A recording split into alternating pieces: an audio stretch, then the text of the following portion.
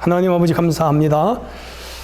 오늘부터 잠언서를 공부할 텐데 우리 영상으로 예배드리는 성도들 축복하시고 또 우리 교회를 축복하시며 모든 성도에게 은혜와 지혜를 주옵소서. 예수님 이름으로 기도합나이다. 아멘.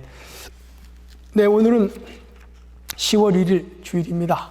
오늘부터 히브리서 끝나고 잠언서를 한 10주 정도 하고 이어서 에베소서 그렇게 편집이 되었어요. 자, 오늘은 잠언 1장 1절로 19절 읽습니다. 다윗의 아들 이스라엘 왕 솔로몬의 잠언이라. 이는 지혜와 훈계를 알게 하며 명철의 말씀을 깨닫게 하며 지혜롭게 공의롭게 정의롭게 정직하게 행할 일에 대하여 훈계받게 하며 어리석은 자를 슬기롭게 하며 젊은 자에게 지식과 근신함을 주기 위한 것이니 지혜 있는 자는 듣고 학식에도 할 것이요 명철 있는 자는 지략을 얻을 것이라. 잠언과 비유와 지혜 있는 자의 말과 그 오묘한 말을 깨달으리라. 여호와를 경외하는 것이 지식의 근본이오늘 미련한 자는 지혜와 훈계를 멸시하느니라. 내 아들아, 내 아비의 훈계를 들으며 내 어미의 법을 떠나지 말라. 이는 내 머리 아름다운 관이요 내 목에 금사슬이니라. 내 아들아, 악한 자가 너를 끌지라도 따르지 말라. 그들이 내게 말하기를 우리와 함께 가자. 우리가 가만히 엎드렸다가 사람의 피를 흘리자. 죄 없는 자를 까닭없이 숨어 기다리다가 수월같이 그들을 산채로 삼키며 무덤에 내려가는 자같이 통으로 삼키자. 우리가 온갖 보화를 얻으며 빼앗은 것으로 우리 집을 채우리니 너는 우리와 함께 제비를 뽑고 우리가 함께 전대 하나만 두자 할지라도 내 아들아, 그들과 함께 길에 다니지 말라. 내 발을 금하여 그 길을 밟지 말라. 대저 그 발은 악으로 달려가며 피를 흘리는데 빠름이니라. 새가 보는 데서 그물을 치면 헛것이거늘 그들이 가만히 엎드리면 자기의 피를 흘릴 뿐이요 숨어 기다리면 자기의 생명을 해할 뿐이니 이익을 탐하는 모든 자의 길은 다 이러하여 자기 생명을 잃게 하느니라. 아멘. 네, 성도 여러분, 지금 추석 명절 잘 보내고 계시죠? 오늘부터 잠언서 9장까지 공부합니다. 잠언 책의 이름은 라틴어로 잠언의 책들, 그리고 우리말로는 솔로몬의 잠언, 그렇게 기록되었습니다.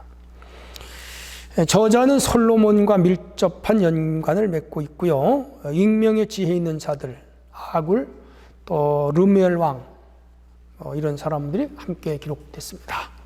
기록 연대에는 유대 왕 히스기야 시대 때 그 신하들이 편집한 것으로 대략 알고 있고요. 주전 715년에서 686년경으로 추정합니다. 솔로몬이 썼지만 솔로몬의 책을 후세 사람들이 편집해서 지혜서를 만들어서 그 백성들을 가르치는 일종의 교과서, 동양으로 말하면 책은담 같은 거라고 할 수 있죠.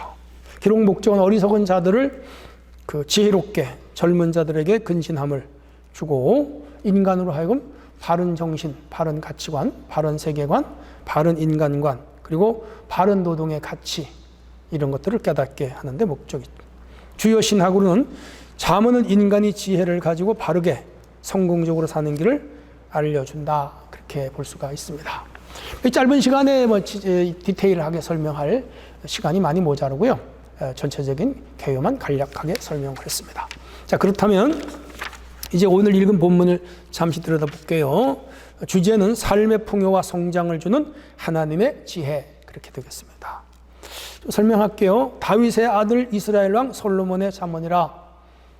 솔로몬은 다윗은 밧세바를 통하여 솔로몬을 낳았고 솔로몬은 어린 나이에 왕이 되었잖아요. 해서 하나님께 1000번제를 드리고 하나님 나타나셨을 때에 지혜를 달라. 그래서 하나님께 지혜의 영을 부어주셔서 3000 잠언을 말했고 수많은 책을 썼는데 오늘 우리 잠언서에는 그 일부가 기록되어 있죠.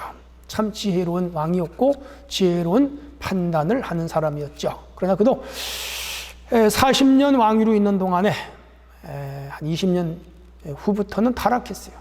이방 여자들 많이 얻으면서 우상 숭배하고 하나님 멀리하다가 나라가 그의 아들들에 가서 갈라지는 불행을 겪게 됐죠. 지혜로운 사람이지만은 지혜로운 가르침은 가졌지만은 자기 스스로가 또 지혜롭게는 살지 못했다. 그렇게 볼 수 있고요. 그러나 그가 남긴 이 지혜서는 우리 수천 년 인생에게 큰 교훈을 주고 영적으로는 지혜의 왕으로 오신 예수님의 예표적인 인물이다. 그렇게 볼 수가 있죠. 자, 2절입니다. 지혜와 훈계를 알게 하며, 지혜는 쉽게 말해서 판단력, 이치를 깨닫는 능력, 그 지혜죠. 훈계는 부모가 자식을, 스승이 제자를 잘 가르쳐서 바른 길로 가게 하는 것, 그게 훈계지. 그래서 이 말씀 자체는 우리 인생에 훈계를 주죠. 명철의 말씀을 깨닫게, 지혜롭게, 공의롭게, 정직하게, 정의롭게 행할 일에 대하여 훈계했다. 우리 인생에 살아가는데 가장 중요한 요소가 뭐지요? 지혜, 명철, 공의, 정의, 정직이죠. 지금 우리가 살아가는 세상에 갈등이 많고 문제가 많은 것은 뭐지요? 공의와 정직이 사라졌다는 것이죠. 모든 사람들이 사람들을 속이고, 속여서 이익을 취하고, 속여서 권력을 잡고, 속여서 정권을 잡고, 이런 지도자들 때문에 지금 나라가 늘 복잡하고 텔레비에서 맨날 그런 문제잖아요.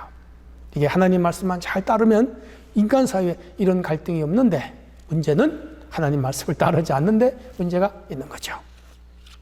어리석은 자를 슬기롭게 하며 젊은 자에게 지식과 근신, 여기 근심은 삼가구 조심할 것을, 매사에 삼가구 조심해야죠. 여기 명철은 총명, 사리가 밝은 것, 분별력을 의미하는 것이죠. 총명들입니다. 자, 이런 걸 가지고 살아야 됩니다. 지혜 있는 자는 듣고 학식이 더해지고 명철한 자는 지략을 얻는다. 지혜를 들으면 학식이 더해. 맞아요. 지혜는 타고나는 것도 있고, 지혜는 하나님이 영을 통하여 주시는 것도 있고, 지혜는 삶의 생활을 통하여 깨닫는 것도 있고, 지혜는 또 뭐죠? 우리가 배워서 얻는 것도 있습니다. 이런 것들이 지혜라고 할 수가 있죠. 잠언과 비유와 지혜 있는 자의 말과 그 오묘한 말을 깨달으라. 지금 이 잠언서 저자는 우리에게 가르치고 있습니다.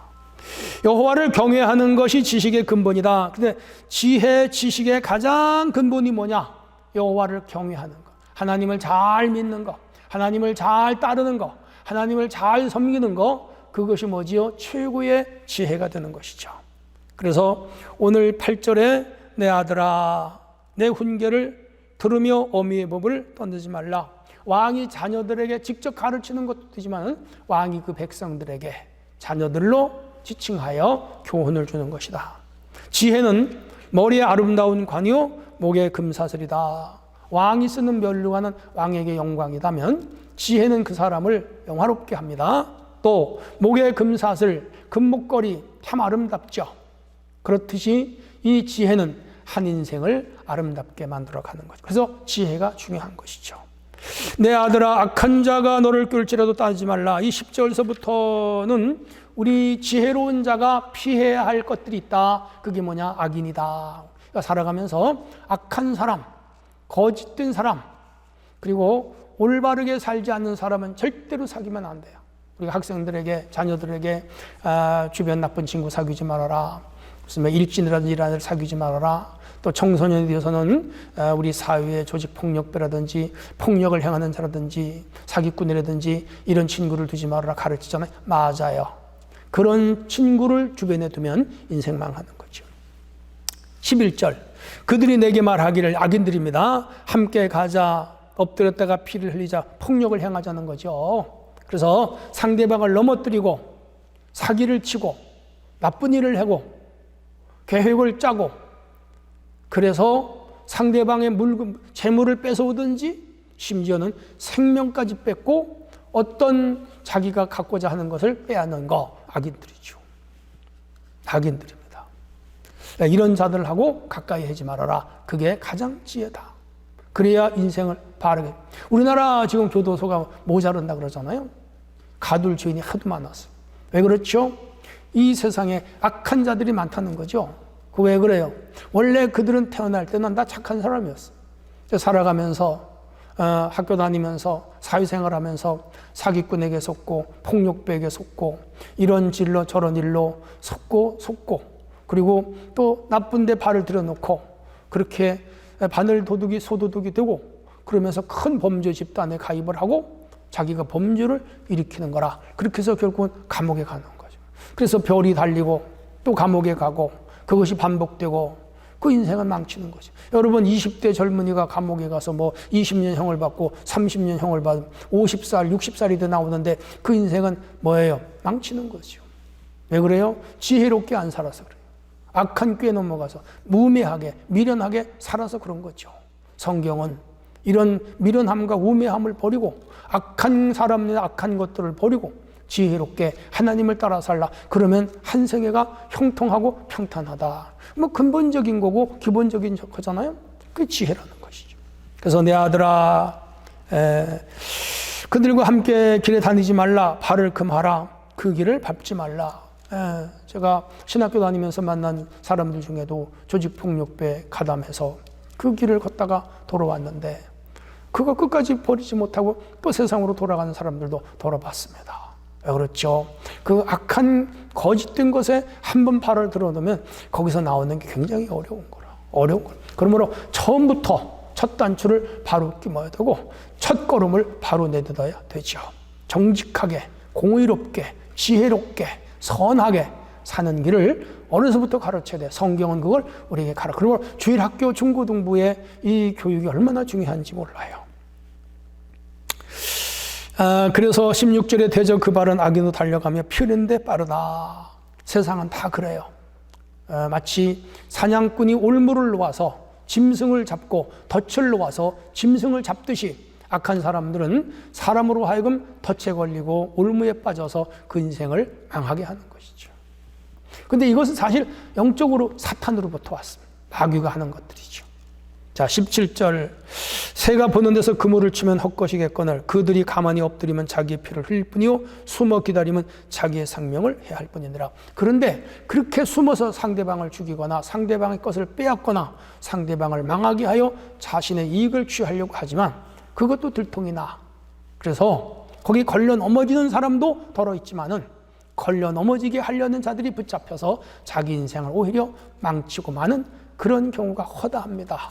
그래서 우리나라에도 경찰이 있고 검찰이 있고 법원이 있는 것이죠. 법이 있는 거예요.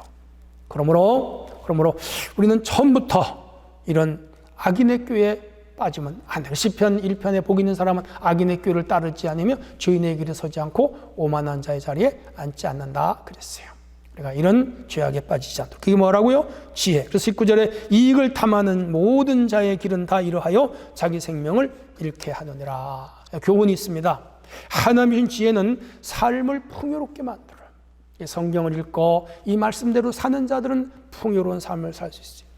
저자 솔로몬은 지혜의 이 말씀을 수없이만 아름다운 책을 후세들이 엮어서 우리에게 주옥 같은 시편, 잠언, 전도, 아가 이 시가서 5편은 우리에게 중요한 책이고 특별히 솔로몬이 지은 이 잠언서와 전도서와 아가서는 우리의 삶을 더욱 풍요롭게 해요.